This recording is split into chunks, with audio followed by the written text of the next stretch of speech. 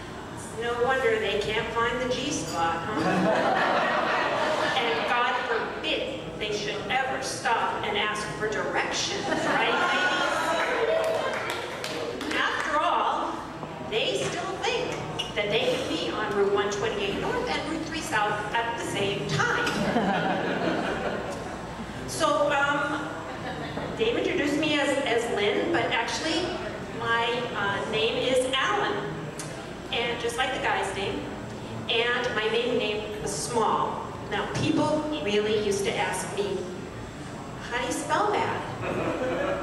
I'd say like little, you know. Now my mother, Mrs. Small, is 4'9". She really is. But it's okay because my dad is tall, he's 5'4". It's all relative. He's taller than me. And I once asked him why they got married, and he said, for the irony. So I got married, now my name is Walfish. Now there's a big improvement. I have 2 sons, wonderfully happy with 2 sons. But when we first had kids, I learned really early on that changing diapers for baby boys is like a day in water country. One of my sons, and I'm not going to say which because he's here, was a real marksman. And every time I went to change his diaper, he would pee in huge golden arches right up into his ear. Every single time, golden arches, never miss. What I want to know is, what happens to these marksmen when they get old enough to use the bathroom?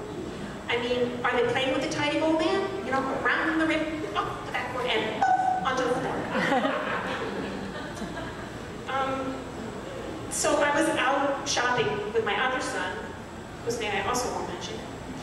And of course, he started to do the wiener dance, you know. So I ran into a bank because it was the only place around, but they said their facilities were only for customers. So I threw him $5 and said, here, open an account at my Kippy. Okay, so they did, he did, and I forgot all about it. A couple of years ago, I got a call from the Bank of Boston, and that account had accrued enough interest to pay for his first semester of college. What a pisser that was. I got a call a couple of weeks ago, like dinner time, of course, and this panicked voice said, what are you doing? Your oven's on fire. I said, oh yeah, sure, wise guy. You know, the joke is the refrigerator running? Yeah, right. And he said, no, Mom, it's me. And the oven's on fire. So I panicked too. You know, I said, oh, gee, I don't know how do you want your pee on it. I figured he'd have what he needed on hand, or in hand. So I'm a cancer survivor, and I have been...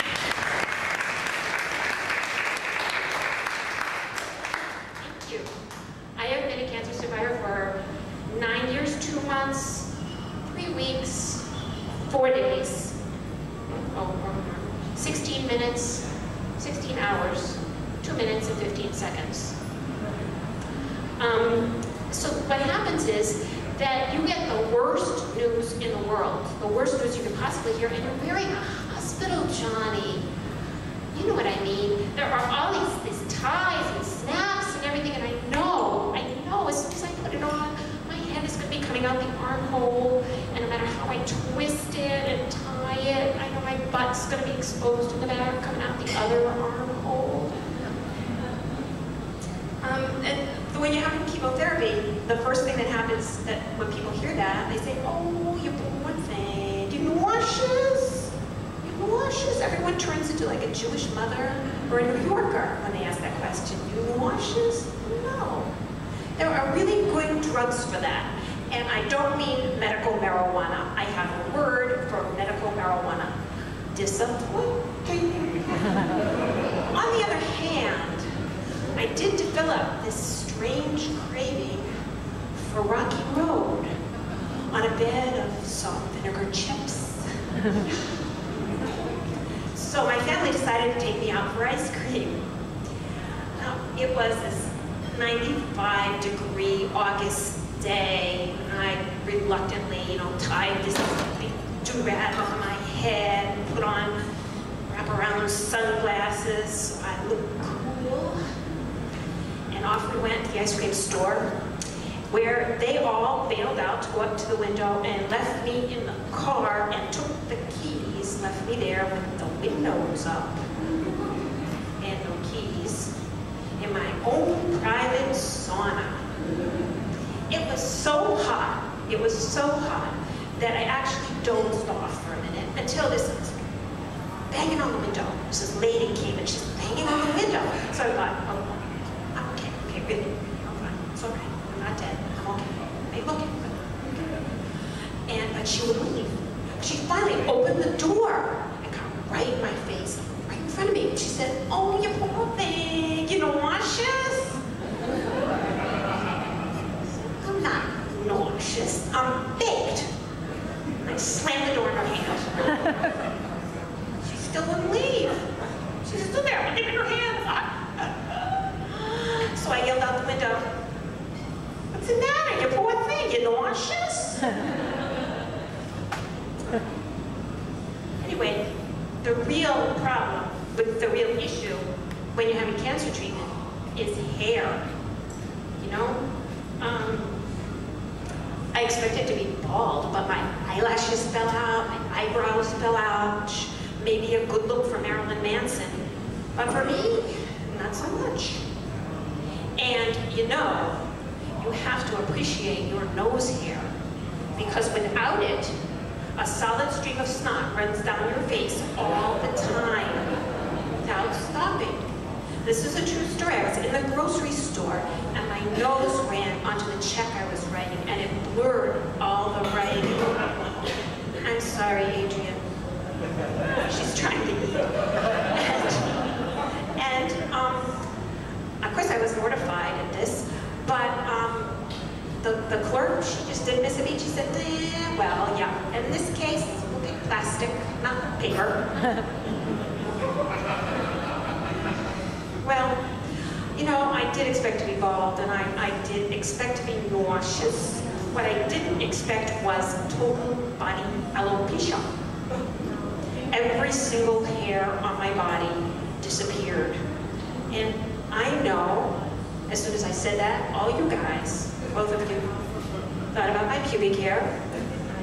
But let's face it, every year women spend millions of dollars, getting rid of unwanted hair.